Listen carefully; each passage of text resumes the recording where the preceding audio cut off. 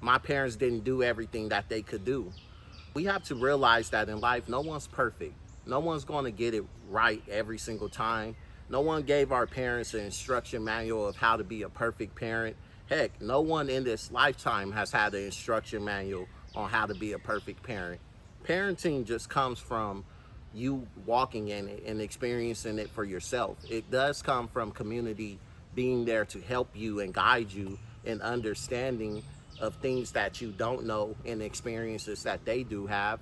And it also does come from the leadership and the guidance and the convictions of the Holy Spirit being in your life. But within parenting, there's no such thing as being the perfect parent, nor is there ever going to be a such thing as you being the perfect human being, right? We all fall short of the glory of God. None of us can be perfect. Therefore, all we can do is strive to make progression, strive to grow every single day and be better at whatever it is that we are weaker in or struggling at, right?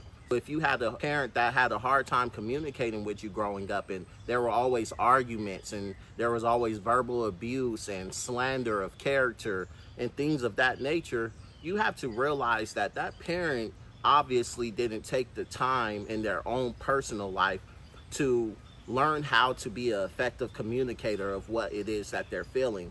Sometimes within those arguments and those words that are coming out, there could be some type of honesty and truth that's coming out of it, in the sense of your parent might want better for you. They just don't know how to communicate, do better than I did because I messed up in this area, or I messed up in this way. I was messing with boys at this age and it didn't get me nowhere. I was messing with young women at this age and it didn't get me anywhere. I was ditching school at one time and it didn't get me anywhere. I was smoking weed or drinking with friends and it didn't get me anywhere. Sometimes your parents don't know how to communicate that in a healthy way because all they've known their whole life is trying to have to argue, having to defend themselves, raising their tone and their voice in order to feel like they're being heard. Like, that's all they've known.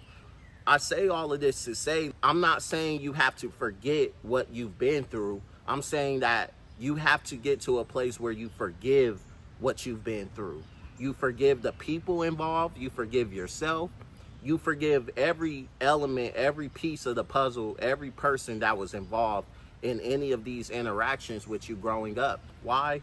Because when you forgive yourself and you forgive those people, you no longer carry the burden of anger, of resentment, of unforgiveness in your heart. You no longer have to walk around angry